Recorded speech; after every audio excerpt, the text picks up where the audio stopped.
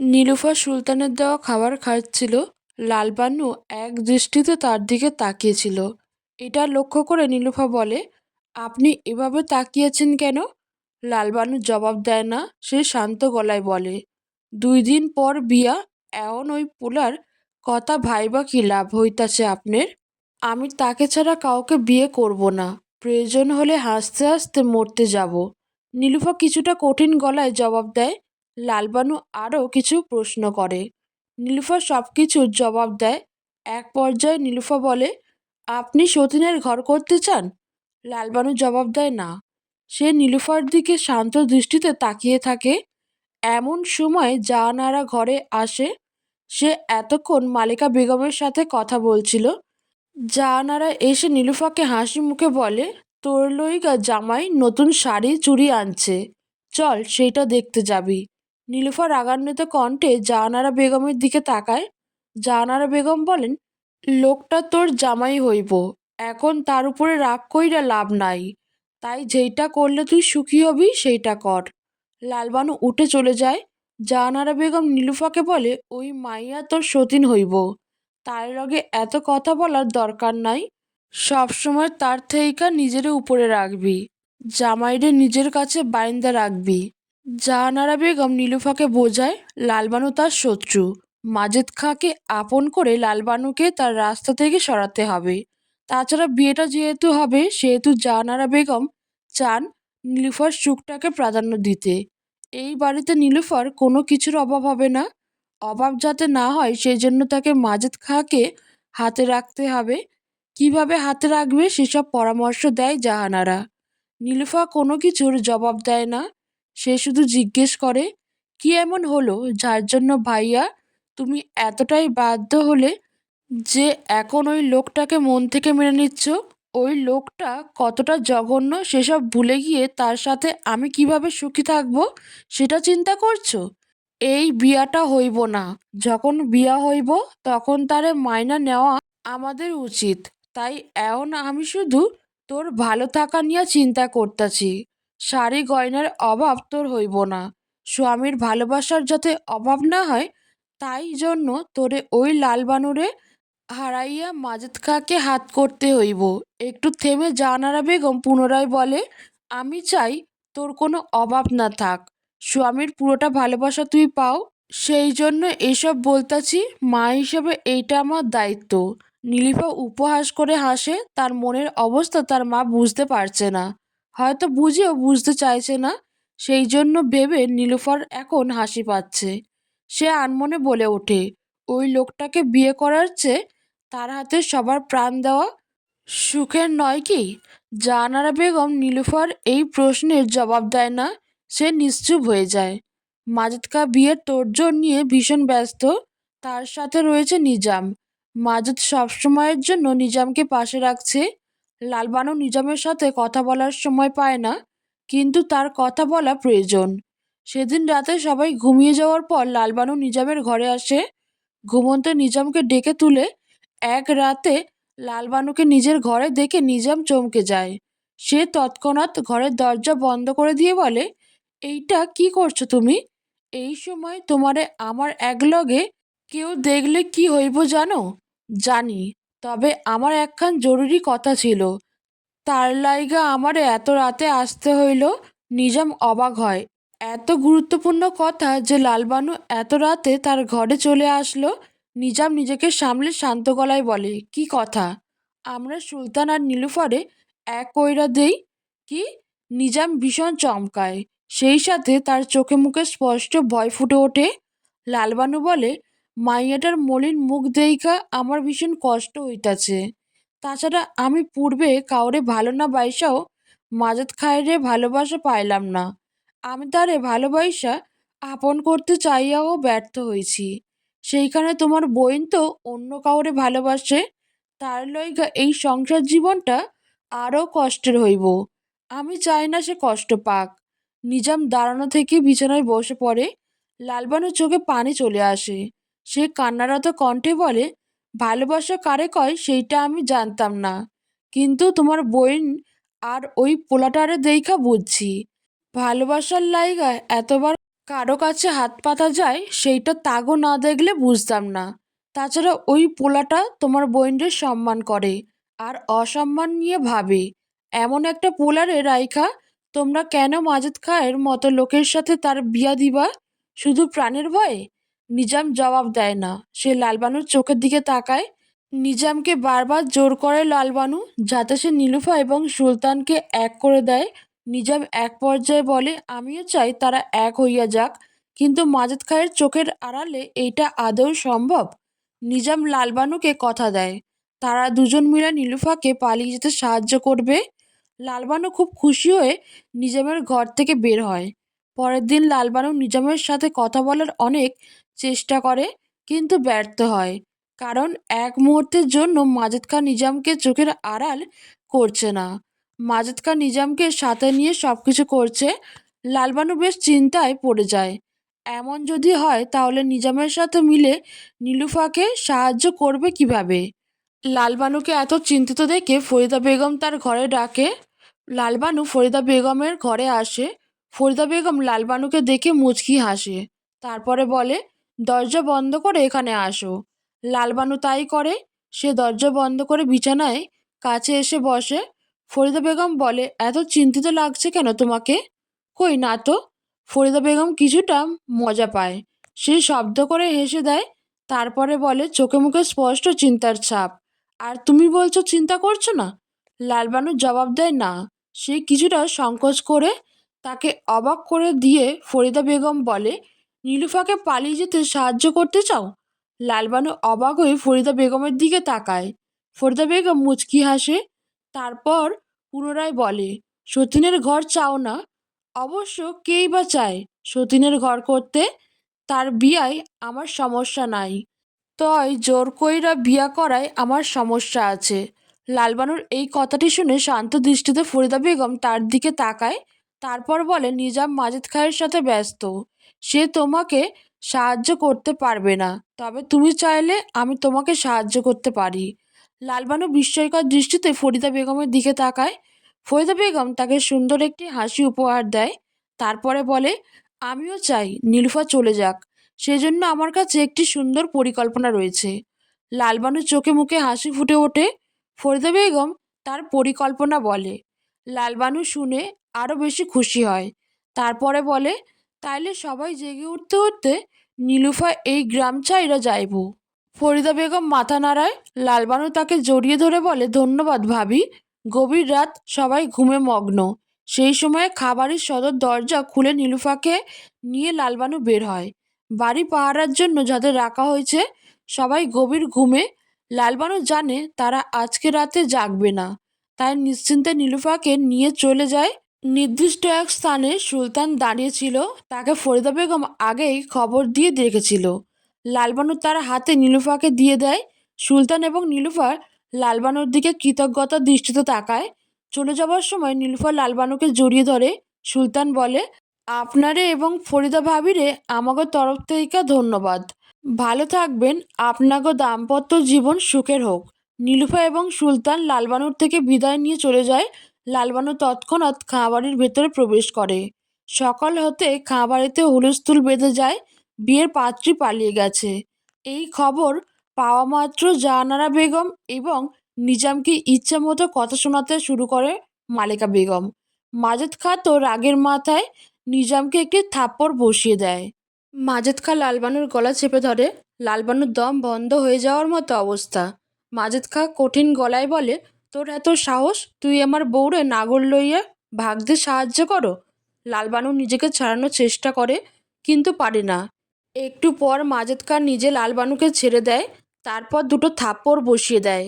পেটে পা দিয়ে আঘাত করতে গিয়ে থেমে যায়। তারপরে বলে, তুই পোয়াতি না থাকলে আজ তোর অবস্থা খারাপ কইরা দিতাম। লালবানু ভয়ে জমে যায়। সে কান্নারত গলায় বলে, আমি কিছু করি নাই। চুপ, বেয়াদবের বাচ্চা, আবার মিছা কথা বলিস? এটা বলে মাজেদ খাঁ লালবানুর গালে আরও কয়েকটা থাপ্পড় বসিয়ে দেয়। লালবানু ভেবে পায় না মাজেদ খাঁ সব কিছু জানলো কিভাবে। পরক্ষণে লালবানুকে অবাক করে দিয়ে মাজেদ খাঁ বলে, সবার খাবারে ঘুমের ঔষধ মিলাইয়া ওই মাইয়ারে রাইতে নাগরের হাতে তুইলা দিছস? কি ভাবছিলি এই কথাটা কেউ জানবে না?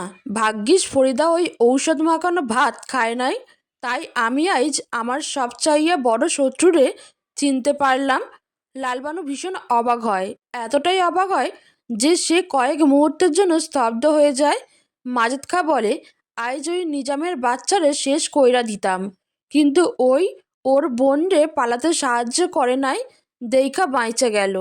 লালবানু বাক্যহীন চোখে মাজেদের দিকে তাকিয়ে আছে। মাজেদ তাকে গালাগালি করে আবার আঘাত করে।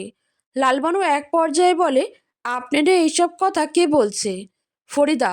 ফরিদা নিজ চোখে তোরে নীলুফারে লইয়া ঘরের বাইরে হইতে দেখেছে। লালবানু কেমন একটি ঘোরের মধ্যে চলে যায়। সে ফরিদা নিজে হাতে ঘুমের ঔষধ খাবারে মিশিয়ে সবাইকে খাওয়ালো। সেই ফরিদাই মাজেদ খাঁকে এই কথাটি বলেছে। লালবানু বিশ্বাস করতে পারে না। মাজেদ খাঁ লালবানুর চুলের মুঠি ধরে বলে, প্রথমে অন্য বেড়ার বাচ্চা পেটে ধরলি, এমন আবার আমার বিয়া ভাইঙা সমাজে আমার মান সম্মান খুয়াইলি। এই তুই কি সবসময় আমার মান সম্মান শেষ কর ফন্দি বাইর করো? লালবানু জবাব দেয় না। মাজেদ তাকে বেশ গালাগালি করতে থাকে। বাবা মা তুলে লালবানুর চোখ দিয়ে অশ্রু গড়িয়ে পড়ে। সে জবাব দিতে পারে না। মাজেদ খা বলে, তারা পালাইয়া কই যাইব, ধরা ঠিকই পড়ব। আমার মান ডুবাইয়া ওরা সুখের সংসার করব, এই কথাটা তুই স্বপ্নেও ভাবিস না। এটা বলে মাজেদ খা লালবানুর মুখ চেপে ধরে। মুখটা ছেড়ে দিলে লালবানু বলে, এত কিছুর পরও আপনি তারে ধইরা নিয়ে আয়সা বিয়ে করবেন? লালবানু এই প্রশ্নের জবাবে মাজেদ হাসে। তারপরে বলে, যেই মাইয়া ভাইগা গিয়া আমার সম্মান নষ্ট করলো, তারে আমি বিয়া করমু, তা তুই ভাবলি কিভাবে? তাইলে তাদের খুঁজেন কেন? মাজেদ জবাব দেয় না। সে লালবানুর দিকে রহস্যময় দৃষ্টিতে তাকায়। তারপরে বলে, 2 দিনের মাইয়ার লাইগা তুই তোর মনে বড্ড সাহস জোগাইছ, তাই না? এবার দেখ তোর এই সাহসের কি পরিণাম হয়। এটা বলে মাজেদ খা চলে যায়। লালবানু সেখানে মেঝেতে পড়ে থাকে। তার মনে ভয় ঢুকে গেছে। মাজেদ খা নীলুফাদের সাথে কি করবে? তাদের সাহায্য করতে গিয়ে লালবানু কি ভুল করে ফেললো? নিজাম এবং লালবানু বারান্দায় একপাশে বসে আছে। নিজাম জাহানারা বেগমকে বাড়ি পাঠিয়ে দিয়েছে। জাহানারা বেগম নিজামের জন্য ভয় পাচ্ছিল, যেতে চায়নি। তবে নিজাম তাকে বুঝিয়ে দিয়েছে, মাজেদ খা যখন জেনেছে তারা কিছু করেনি, তারা নীলুফাকে পালাতে সাহায্য করেনি, তখন তার সাথে কিছু করবে না। জাহানারা বেগম কিছুটা চিন্তামুক্ত হয়ে বাড়ি ছেড়ে চলে যায়। নিজামও স্বস্তি পায়। সে নিজে না পারলেও কারো মাধ্যমে তার বোন এখান থেকে মুক্তি পেয়েছে, সেটা জেনে খুব খুশি হয়েছে। নিজাম লালবানুর উদ্দেশ্যে বলে, এত বড় পদক্ষেপ নিলে, তাও ওই মহিলার লগে, যে তোমার ক্ষতি চায়? কি বলো? ভাবি আমার ক্ষতি চাইব কেন? নিজাম ম্লান হাসে। তারপরে বলে, যে তোমার লগে রাত অবধি ছিল, সকালে এমন কি হইল যে সে তোমার নাম বইলা দিল? লালবানুর মনেও এই প্রশ্নটা ঘুরপাক খাচ্ছে। সেও ভেবে পায় না ফরিদা বেগম এমনটা কেন করল। নিজাম পুনরায় বলে, কারণ সে তোমার বন্ধু নয়, শত্রুরা এমনিই ক্ষতি করে। লালবানু অবাক হয়ে নিজামের দিকে তাকায়। নিজাম লালবানুর ডান হাতটি ধরে। তারপরে শান্ত গলায় বলে, তুমি মেলা বোকা লালপরি, শত্রু মিত্র চেনো না, অভিনয় বোঝো না। ভাবি আমার শত্রু হইব কেন? লালবানুর এই প্রশ্নের জবাব দেয় না নিজাম। সে শুধু বলে, সে এক ঢিলে 2 পাখি মারতে চাইছে। তুই এত সহজে মাজেদ খা তোমার মতো সুন্দরী পাখি হাতছাড়া করব না। নিজামের এমন হেয়ালি করে কথা বলায় লালবানু বুঝতে পারে না। সে নিজামকে একের পর এক প্রশ্ন করে। নিজাম শান্ত গলায় বলে, মাজেদ খায়ের লগে ফরিদা বেগমের সম্পর্ক আছে। লালবানু এই কথাটি শুনে চমকে যায়। নিজাম পুনরায় বলে, অবাক হইতেছ? এতদিন বিয়ার পরও তুমি এই সত্য জানো না? লালবানু জবাব দিতে পারে না। সে এত চমক নিতে পারছে না। নিজাম এবার বলে, এর প্রথম কারণ তুমি বোকা। দ্বিতীয় কারণ, তোমারে বিয়ে করার পর থেইকা ফরিদা বেগমকে মাজেদ খা সময় দেয় না, তাই এইসব তোমার আড়ালে রয়ে গেছে। লালবানু নিজামের এই কথা বিশ্বাস করতে পারে না।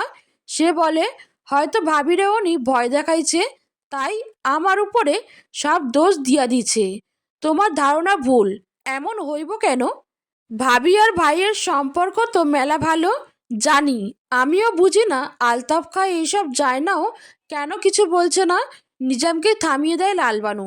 সে তার কথা বিশ্বাস করে না। নিজাম লালবানুকে ঘাটায় না। সে তাকে বিশ্বাস করতে লালবানুকে জোর করে না। প্রসঙ্গ বদলানোর জন্য নিজাম বলে, জামাইয়ের এত ভালোবাসা যে তার সতীন্দ্রের তাইরা দিল না। তাইলে নিজামের এই প্রশ্নের জবাবে লালবানু মলিন কণ্ঠে বলে, তার দ্বিতীয় বিয়েয় আমার আপত্তি নাই। কারণ তারে আমি একটা সময় ভালোবাসলেও সে আমারে বাসে নাই। সে ভালোবাসলে এত মারধর এইভাবে অন্য মাইয়ারে চাইতে পারতো না। তাই তার প্রতি ঘৃণা ধইরা গেছে। সব চাইয়া বেশি ঘৃণা নিজের উপর হইতাছে। কেন এমন একটা জীবন আমার হইল। নিজাম লালবানুর দিকে অদ্ভুত দৃষ্টিতে তাকায়। লালবানু পুনরায় বলে, সে আর একটা না হাজারটা বিয়া করুক, তাতে আমার আপত্তি নাই। কিন্তু সেই বিয়াটা নীলুফার নয়, কোনো এক লালবানুর লগে হোক তার। কারণ লালবানুদের জীবনটা এমনই। তাগো ভাগ্যে মাজেদ খায়ের মতো লোকরাই জোটে। তারা পোড়া কপাল নিয়ে জন্মায়, তাগো কেউ ভালোবাসে না। তাই আমি চাই তার দ্বিতীয় বউটা তেমন এক পোড়া কপালই হোক, সেটা নীলুফা নয়। যেই নীলুফারে ভালোবাসার লইগা সুলতানের মতো মানুষ আছে, তাগো মতো ভাগ্যবতী কেন মাজেদ খায়ের ঘরণী হইব। আমি এটা চাই নাই। নিজাম খুব মনোযোগ দিয়ে লালবানুর কথা শুনে। লালবানু আবারও বলে, আমি প্রথমবার ভালোবাসা বুঝলাম নিজের চোখের সামনে। ভালোবাসা দেখলাম তোমার বইন আর ওই পোলার ভালোবাসা। তাগো দেইগা অনুভব হইল তাগো একটা সুখের সংসার হইতে পারে, যেই সংসারটা সবাই চায়।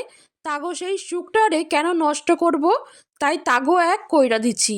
এক করতে যাইয়া যে তুমি বিপদে পইরা গেলা। মাজেদ খা এত অল্পে তোমারে ছাড়বো বইলা তোমার মনে হয়? নিজামের এই কথার জবাবে লালবানু মুচকি হাসে। তারপরে বলে, লালবানু গো, জীবনটা এইটাই। স্বামীর চাহিদা মেটাও, তার অত্যাচার মুখ বুইজা মাইনা নাও। মাইনা নাও, এটাই লালবানু গো সংসার। যেইখান থাইকা লালবানুরা সহজে বাইর হইতে পারে না। দিন শেষে তাগো কাছে স্বামী সব। তারাই জীবন, তারাই ভালোবাসা। লালবানুগো জীবন এইটাই। নিজাম কথা বাড়ায় না, সে চুপ করে বসে থাকে। লালবানু মনে মনে দীর্ঘশ্বাস ফেলে। আলতাফ খা ফরিদা বেগমের গালে একটি থাপ্পড় বসিয়ে দেয়। ফরিদা বেগম গালে হাত দিয়ে দাঁড়িয়ে আছে। আলতাফ বলে, কি লাভ হইল তোমার? লালবানুরে তাড়াইতে পারছো? পারো নাই, উল্টা তার চোখের পানির কারণ হইছ। তোমার মনে হয় এইসব করলে মাজেদ খা লালবানুরে ছায়রা দিবে? আরে না, সে লালবানুরে নিজের কাছে রাখবো আর অত্যাচার করব। আর যদি ধরেও নি সে লালবানুরে ছাইরা দিবে, তাইলে কি সে তোমার হইব? আরে এই দুনিয়ায় যা অবৈধভাবে পাওয়া যায় তারে কেউ বৈধ তার মর্যাদা দেয় না। আলতাফের শেষের কথাটি ফরিদা বেগমের হৃদয়ে গিয়ে আঘাত করে। ফরিদা বেগম সেখানে বসে পড়ে। নিজের ভুল বুঝতে পেরে হাউ মাউ করে কান্না করে দেয়। আলতাফ খা এগিয়ে এসে ফরিদা বেগমকে জড়িয়ে ধরে তাকে শান্ত করার চেষ্টা করে। তারপর বলে, আমার সাধ্য থাকলে আমি তোমার যন্ত্রণা দূর কইরা দিতাম। তোর সাধ্য হবে কিভাবে? তোদের কাছে তো মান সম্মানই আসল। ফরিদা বেগম কিছুটা রেগে বলে। আলতাফ খা ম্লান হাসে। তারপরে বলে, তোমার কষ্ট দেইখা আমার বড্ড মায়া হইতাছে। তয় একটা কথা ভাইবা দেইখো, আমি কিন্তু তত বড় অপরাধী না। অপরাধী হইতে চাই নাই। ফরিদা বেগম নিশ্চুপ হয়ে যায়। সে আলতাফ খাঁকে জড়িয়ে ধরে কান্নায় ভেঙে পড়ে। খাঁ বাড়ি থেকে দৌড়ে নিজাম বের হয়ে যায়। লালবানুর মাথায় আকাশ ভেঙে পড়ার মতো অবস্থা। সে খবরটি শুনে সেখানে বসে পড়ে। সুলতান এবং নীলুফা পাশের গ্রামে সুলতানের এক বন্ধুর বাড়ি আশ্রয় নিয়েছিল। আজ তারা শহরের উদ্দেশ্যে বের হতো। তার মাঝে কতগুলো লোক এসে সুলতানকে বেঁধে ফেলে নীলুফার উপর অত্যাচার করে। তাও সুলতানের চোখের সামনে তারা নীলুফার সাথে খারাপ কাজ করে। যেহেতু সুলতানের বন্ধুর বাবা মা বেড়াতে গিয়েছে, তাই বন্ধুটি তাদের একলা রেখে শহরে যাওয়ার গাড়ি ঠিক করতে গিয়েছিল। সেই সময় এইসব ঘটে যায়। এই কথাটি সবখানে ছড়িয়ে যায়, যেটি শুনে নিজাম তৎক্ষণাৎ ছুটে চলে যায়। আর লালবানু স্তব্ধ হয়ে মেঝেতে বসে পড়ে। সুলতান এবং নীলুফা সেদিন রাতে পালিয়ে বন্ধুর বাড়ি ওঠে। সকালে নীলুফার পালিয়ে যাওয়ার খবর শুনে মাজেদ খা তার লোকদের খুঁজতে পাঠায়। একটার সময় তারা জানতে পারে সুলতান এবং নীলুফা কোথাও উঠেছে। সেটা এসে মাজেদ খাঁকে জানায়। সেদিন রাতে সুলতান এবং নীলুফা ঘরে বসেছিল। আগামীকাল সকালে তারা শহরে চলে যাবে তেমন ভাবনা ছিল। এর মাঝে সেখানে ডাকাতের হামলা পড়ে। তারা 5 জন ছিল। সুলতানের একার পক্ষে তাদের সাথে পেরে ওঠা সম্ভব হয়নি। তারা ঘরে তন্ন তন্ন করে মালপত্র খুঁজে তেমন কিছু না পেয়ে নীলুফাকে হাতের কাছে পেয়ে তাকে ভোগ করে। সবটা সুলতানের চোখের সামনে ঘটে। মাজেদ খাঁ লালবানুর বাহু চেপে ধরে বলে, আমি তাকে খবর পাইয়া লগে লগে ডাকাতদের খবর দিয়ে দিছি। এটা শুনে লালবানু অবাক হয় না। মাজেদ খাঁ যে তার জীবনের দেখা শ্রেষ্ঠ খারাপ মানুষ সেটা সে এতদিনে বুঝে গেছে। মাজেদ খাঁ পুনরায় বলে, এই কথা কাউরে বলিস না। যদিও লাভ নাই, কারণ ডাকাতরা আগে অন্য বাড়ি ডাকাতি কইরা তারপরে ওগো কাছে গেছে। তাই এই ডাকাতরা যে উদ্দেশ্যপূর্ণভাবে হানা দিচ্ছে এইটা কেউ বুঝতেই পারবো না। তার চেয়ে বড় কথা, আমার কথা কেউ জানবো না। লালবানু শুধু কৌতূহলী দৃষ্টিতে মাজেদ খাঁয়ের মুখশ্রী দেখে যায়। তার মুখ দিয়ে কোনো শব্দ বের হয় না। মাজেদ খাঁ লালবানুকে উদ্দেশ্য করে বলে, সারা গ্রামে রইটা গেছিল, মাজেদ খাঁয়ের হবু বউ পালাইছে। এখন সবাই বলবো মাইয়াটা নষ্ট হয়েছে, মাজেদ খাঁ বাইচা গেছে। এতক্ষণ অবধি যারা আমার সম্মান লইয়া টানছিল তারা এখন আমার ভাগ্যটা এতটা ভালো দেইখা আমার অভিনন্দন জানাইব। আমার সম্মানটাও রইল লগে, আমার সম্মানের যে আঘাত করছে তার জীবনটাও নষ্ট হইল। এইবার আমি শান্তি পাইতাছি, মেলা শান্তি। লালবানুর মাজেদ খাঁকে ভীষণ ভয় লাগছে। এত খারাপ একটি মানুষের সাথে সে থাকছে, এটা ভাবতেও তার এখন বুক কেঁপে উঠছে। মাজেদ খাঁ বলে, এই কথাগুলো কাউরে বলিস না, তাইলে তোর পরিণতি ওই মাইয়ার মতোই হইব। এটা বলে মাজেদ খাঁ লালবানুর হাত ধরে তাকে নিয়ে বের হয়। লালবানু মনের মধ্যে বেশ কিছুটা সাহস নিয়ে জিজ্ঞেস করে, আমারে কই নিয়ে যাইতাছেন? তুই নিজের চোখে একটুও দেখ, যারে আমার হাত দিয়ে বাঁচাইতেছিলি, পালিয়ে যেতে সাহায্য করছিলি, তার পরিণতিটা ঠিক কি হয়েছে। এটা বলে মাজেদ খাঁ শয়তানি এক হাসি দেয়। লালবানু মাজেদ খাঁকে এই মুহূর্তে শয়তানের চেয়ে কোনো অংশে কম লাগছে না। বাস্তবে তার পক্ষে কখনো শয়তান দেখা সম্ভব নয়। তবে মানুষের মাঝেও যে শয়তান বাস করে সেটা সে মাজেদ খাঁকে দেখে ঠিক উপলব্ধি করতে পারছে, অনেক ভয়াবহভাবে উপলব্ধি করতে পারছে। লালবানু মন থেকে বেশ ভেঙে পড়ে। সে মনে মনে বলে, আমার লাইগা মাইয়াটার লগে এইসব হইল, আমার লাইগা মাইয়াটা কলঙ্কিনী হইল।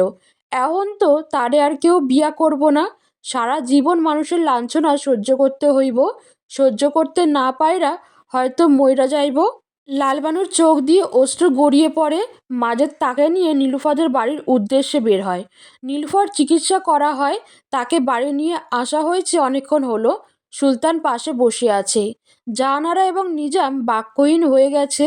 তারা চুপচাপ নীরবে শুধু নীলুফাকে দেখে যাচ্ছে। ধীরে ধীরে নীলুফা চোখ মেলে তাকায়। ইতিমধ্যে সেখানে গ্রামের লোকজন বাড়ির সামনে জড়ো হয়। কেউ কেউ বলছে, ভাগ্যবতী মাইয়াটা ইচ্ছা কইরা কপালটারে পুড়ল। কই মাতব্বরের বউ হইয়া রাজত্ব করত, এখন এইখানে কলঙ্কিনী হইয়া পইরা রয়েছে। কি গো হরদার গিন্নি, মাইয়ারে এখন কি করবা? এই নষ্টা মাইয়ারে এখন কে বিয়ে করব? আরে থামো থামো, নষ্টা গো আবার মান আছে? তাগো বিয়া হইলে কি না হইলেও কি, গেছিল তো নষ্টামি করতে, এখন বেশি কইরা হয়েছে। তাও দেখবা এগো শিক্ষা হইব না, ঢেই ঢেই কইরা ঠিকই সবার সামনে ঘুইরা বেড়াইব। এইসব শুনে নীলুফা কান্নায় ভেঙে পড়ে। জাহানারা বেগমও কান্না করে দেয়। সুলতান উঠে দাঁড়ায়, কঠিন গলায় বলে, তাইলে কি মুখ লুকাইয়া পালাইব? সবাই চুপ। সুলতান পুনরায় বলে, তার কি ভুল, তার অপরাধটা কি যে সে মুখ লুকাইয়া থাকবো? তার লগে অপরাধ হয়েছে, সে মুখ লুকাইয়া থাকবো কেন? মুখ লুকাইয়া তারা থাকবো যারা তার লগে অপরাধ করছে। সুলতান কথাটি বলে থেমে যায়। তার বাবা তার গালে থাপ্পড় বসিয়ে দেয়। সুলতান নিজের বাবাকে এখানে দেখে অবাক হয়। সুলতানের বাবা বলে, অনেক রঙ্গ দেখাইছ, প্রথমে আমার সম্মান ডুবাইয়া মাইয়া লইয়া ভাগছ, এখন আবার নষ্টা মাইয়ার হইয়া কথা বলতেছ। আব্বা, সুলতান চিৎকার করে ওঠে। কয়েকজন বলে ওঠে, এই নষ্টা মাইয়ার লইগা এত কথা বলতেছ কেন? সুলতানের বাবা বলে, অনেক হয়েছে, এখন বাড়ি চলো। এই নষ্টা মাইয়ার লগে তোমার কোনো সম্পর্ক নাই, হইতে পারে না। চুপ করেন সবাই। নষ্টা কারে কন? সেই নষ্টা, অথচ তারে নষ্টা বানাইল কে? তাদের কি হইব? আপনারা তাদের কথা না শুনাইয়া এখানে আসছেন তারে কথা শুনাইতে? যার লগে অপরাধ হয়েছে এমনিতেই এত বড় দুর্ঘটনা পর থেইকা সে ভেঙে পড়ছে, কোথায় তারে আপনারা সান্ত্বনা দিবেন? তা না করে তার লগে এমন ব্যবহার করতেছেন যাতে সে নিজের দোষী ভাইবা ভেতর থেইকা শেষ হইয়া যায়। সুলতানের এমন কথায় অনেকে প্রতিবাদ করে বলে তারা ভুল কি বলছে, যা সত্যি তাই। সুলতানের সাথে সবার অনেক তর্ক বিতর্ক হয়ে যায়। এক পর্যায়ে একজন বলে এই কলঙ্কিত মাইয়া আমাগো গ্রামটারে অপবিত্র করছে, এখন এর না হইব বিয়া আর না হইব সংসার, গ্রামের থেইকা গ্রামের পরিবেশ নষ্ট করব। আপনাগো পরিবারেও তো মাইয়া আছে, তাগো লগে এইটা হইলে আপনারা এই কথা বলতে পারতেন? ছি, লজ্জা করে না এক মাইয়া হইয়া আর এক মাইয়ারে কথা শুনাইতে? আর আপনারা যারা পুরুষ মানুষ সারা জীবন মাইয়াগো ছোট কইরা কথা বলা ছাড়া কিছু পারছেন জীবনে? মাইয়াগো সম্মান আপনারা কিভাবে বুঝবেন? একটু থেমে সুলতান পুনরায় বলে, আর রইল বিয়া, বিয়া আমি করব। নিজাম যাও, কাজী ডাইকা লইয়াও। সুলতান! সুলতানের বাবা চিৎকার করে ওঠে। সুলতান নিজামকে পুনরায় কাজে ডাকতে বলে।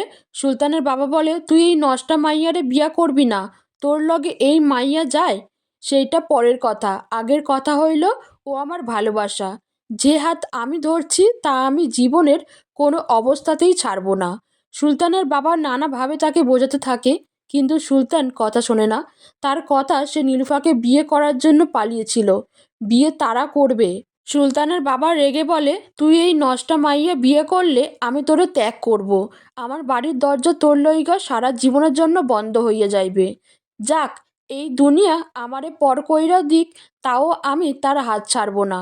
তারে লইয়া যখন ওই বাড়িতে উঠছিলাম তখন ছাড়ার জন্য উঠি নাই, তাছাড়া তার আজকের পরিণতি আমার লইগা। আমি যদি তারে এইখানে লইয়া না যাইতাম তাইলে হয়তো এইসব হইতো না। সুলতানের বাবা রেগে যায়। সে বলে যায়, সুলতান জানো জীবনে কখনো তার বাড়িতে পা না রাখে। নীলুফা সুলতানকে তার বাবার সাথে যেতে বলে। এটা শুনে সুলতান নীলুফাকে ধমক দেয়। নীলুফা চুপ করে যায়। তারপর নিজাম কাজে ডেকে নিয়ে আসে। সুলতান এবং নীলুফার বিয়ে হয়ে যায়। নীলুফা কবুল বলার সাথে সাথে সুলতান তার হাত ধরে বলে, এইটা আমার বউ, এখন কেউ পারলে এরে অসম্মান কইরা দেখান, কথা দিচ্ছি আমার বউয়ের দিকে আসা প্রত্যেকটা অসম্মানের জবাব আমি গুনে গুনে দিব। এত কিছুর পরও এক মহিলা বলে ওঠে, এক ধর্ষিতারে বিয়া করলা? এমন হতভাগা পুরুষও আছে দুনিয়ায়? সুলতান মহিলাটিকে ভালোভাবে দেখে, তারপরে বলে, সাবানা ভাবি যে, রোজ রাইতে জামাইয়ের পিটানি খাইয়া আপনার মাথা খারাপ হইয়া গেছে, তাই জামাইয়ের মতো কইরা সব পুরুষগো এক ভাবছেন। আপনার দোষ নাই, আপনার জামাই এত ভাগ্যবান যে আপনার রোজ রাইতে আদরের লগে কিল গুতা ফ্রি দেয়। আপনার জামাইয়ের মতো ভাগ্যবান আমি নই, তাই হতভাগা হয়েই থাকি। মহিলাটি লজ্জায় সেখান থেকে চলে যায়। দুই একজন পুরুষ যারা কথা বলছিল, সুলতান তাদের সবার চরিত্রের সুন্দর বর্ণনা দেয়। সেগুলো শুনে তারা নিজেরাই লজ্জায় চলে যায়। নীলুফা মুগ্ধ হয়ে যায়, সুলতানের দিকে তাকিয়ে থাকে। সুলতানের দিকে আরও এক জোড়া চোখ মুগ্ধ হয়ে তাকিয়েছিল, সেটা হলো লালবানুর। মাজেদ খা লালবানুকে নিয়ে এখানে এসেছে অনেকক্ষণ হলো।